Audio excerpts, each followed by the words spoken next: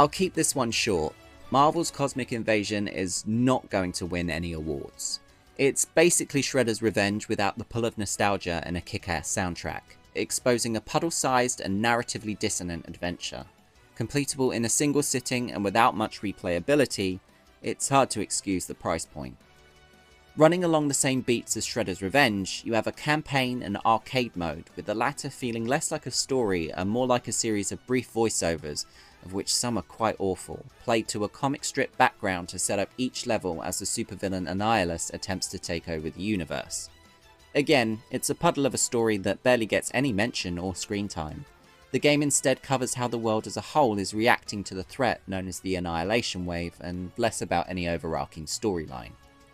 The combat is very typical of a side-scrolling beat-em-up, with unique special attacks and playstyles depending on who you choose, with some characters able to dodge and fly and others to web swing and block or parry.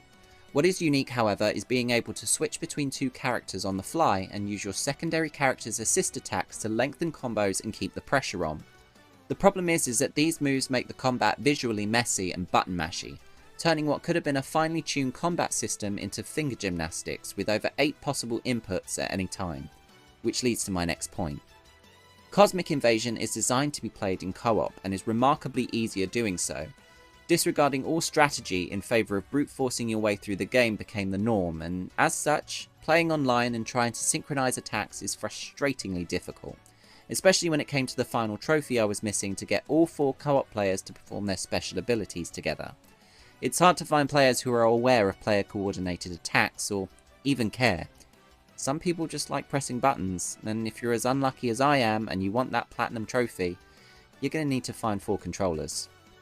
As you progress through the levels that reference iconic areas from the Marvel comic and cinematic universe, you will notice charming cameo appearances in the background whilst battling waves of enemies on the way towards the final boss, of which some are recruitable characters. I immediately put Venom on my team. Within these levels, you'll also have challenges to perform feats as specific heroes and find collectibles. The unfortunate thing is that the game has some frustrating button mapping when it comes to these challenges. Phyla Vell and Black Panther in particular. Their challenges require you to counter attacks by holding in the attack button. Problem being, it's the attack button, throwing out a jab and putting the enemy into a stun animation before readying up the counter. It's poorly thought out and nothing more. Your best bet is to find one of the limited enemies that has a shield so you can counter their counter and repeat on the same enemy to get it out of the way before you progress. I wish there was more to say about this game because I really wanted to like it, as I had such a fun time with Tribute Games' previous title Shredder's Revenge, but there's just not enough meat and polish on the bones to make this a worthwhile experience in comparison.